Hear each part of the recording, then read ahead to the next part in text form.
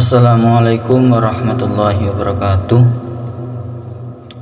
Alhamdulillahirabbil alamin, wassalatu wassalamu ala asyrafil anbiya sayyidina Muhammadin wa ala alihi wa sahbihi wasallim ajma'in. Sahabat semuanya, sebentar lagi kita akan memperingati peristiwa Isra dan Mi'raj. Isra dan Mi'raj merupakan peristiwa yang luar biasa yang hanya dapat dipercaya oleh mereka yang beriman, karena peristiwa itu berada di luar jangkauan kemampuan akal manusia, di luar nalar, di luar akal normal manusia. Isra pengertiannya adalah perjalanan malam, sedangkan Mi'raj adalah naik ke atas dengan tangga. Pengertian secara keseluruhan, Isra dan Mi'raj adalah diperjalankannya Nabi Muhammad oleh Allah di malam hari dari Masjidil Haram, yaitu di Mekah, ke Masjidil Aqsa di Yerusalem.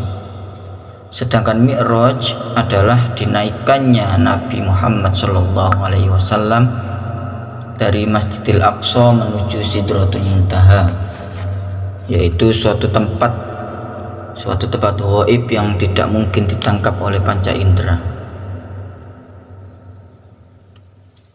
Dalam memahami Isra Mi'raj, kita perlu menelaah surat Al-Isra ayat 1. Bismillahirrahmanirrahim.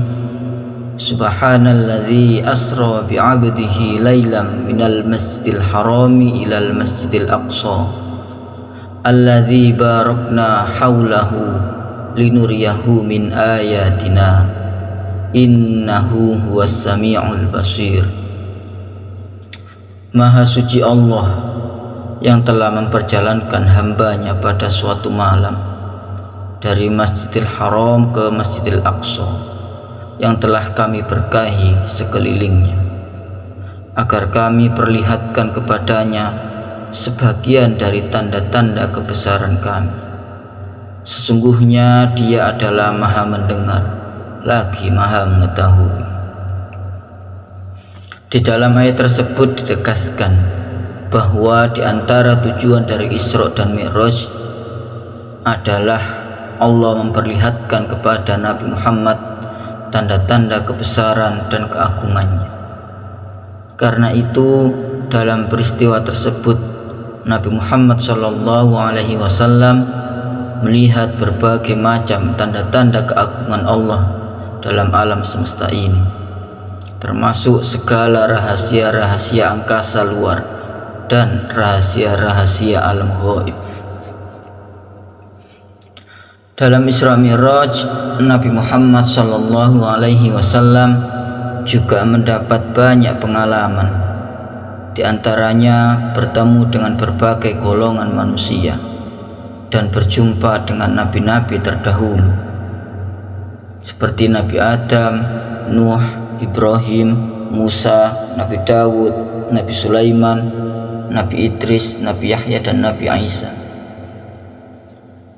Di antara tanda-tanda kebesaran Allah yang diperlihatkan kepada beliau, yakni pelajaran-pelajaran bagi kehidupan umat manusia, agar mereka dapat membentuk dirinya menjadi manusia yang bertakwa, gemar berbuat baik, dan menjauhi perbuatan-perbuatan yang tercela. Di antara hikmah Isra Mi'raj yang sangat penting bagi umat Islam, yaitu ditugaskannya Nabi Muhammad dan umatnya untuk mengerjakan sholat 5 waktu. Perintah itu adalah perintah yang langsung dari Allah. Karena itulah, dalam memperingati Isra Mi'raj sudah selayaknya kita meningkatkan sholat kita dengan sebaik-baiknya. Sholat merupakan rukun Islam yang kedua setelah 2 kalimat syahadat, yang diperintahkan berkali-kali di dalam Al-Quran. Mereka yang mengerjakan sholat dengan khusyuk serta diikuti dengan gerakan-gerakan kejiwaan, akan dapat mencegah dirinya dari perbuatan-perbuatan yang keji dan mungkar. Begitu besarnya pengaruh sholat dalam perkembangan kejiwaan seseorang, sehingga dapat mengantarkan pada terbentuknya insan kamil. Allah secara berulang kali memerintahkan kepada kita agar mengerjakan sholat dengan baik, memperhatikan syarat dan rukunnya, serta ketentuan-ketentuan lain yang diajarkan Al-Quran dan As-Sunnah. Banyak sekali hikmah dan manfaat yang diperoleh oleh orang-orang yang mengerjakan sholat. Disebutkan dalam beberapa ayat Al-Quran, di antara lain yang pertama yaitu mereka yang mengerjakan sholat secara khusyuk sesuai dengan tuntunan Al-Quran dan As-Sunnah akan memperoleh kebahagiaan abadi di dunia dan di akhirat. Allah Subhanahu wa ta'ala berfirman di surat Al-Mu'minun ayat 1 dan 2. Bismillahirrahmanirrahim. Qad aflahal mu'minun alladzina hum fi salatihim khashi'un. Sesungguhnya beruntunglah orang-orang yang beriman, yaitu orang-orang yang khusyuk dalam sholatnya. Selain mengerjakan sholat yang khusyuk, mereka juga meninggalkan segala sesuatu yang bersifat sia-sia dan tidak berfaedah bagi dirinya maupun bagi orang lain. Mereka menunaikan zakat, baik zakat fitrah maupun zakat mal, yang ketentuannya telah ditetapkan dan diatur oleh tuntunan Rasulullah SAW. Di dalam surat Al-Mu'minun ayat 3 dan 4, Allah Subhanahu wa ta'ala berfirman, A'udzu billahi minasyaitonir rajim. Walladzina hum 'anil lagwi mu'ridun walladzina hum lizzakati fa'ilun. Dan orang-orang yang menjauhkan diri dari perbuatan dan perkataan yang tiada berguna, dan orang-orang yang menunaikan zakat.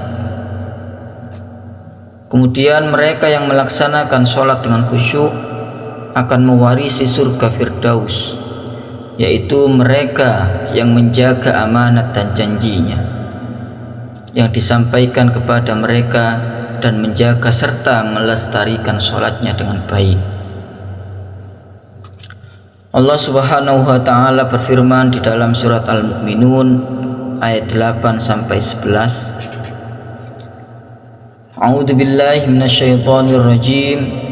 Walladzina hum li amanatihim wa ahdihim ra'un walladzina hum 'ala salatihim yuhafizun ulaika humul warithun alladzina yarithunal firdausa hum fiha khalidun.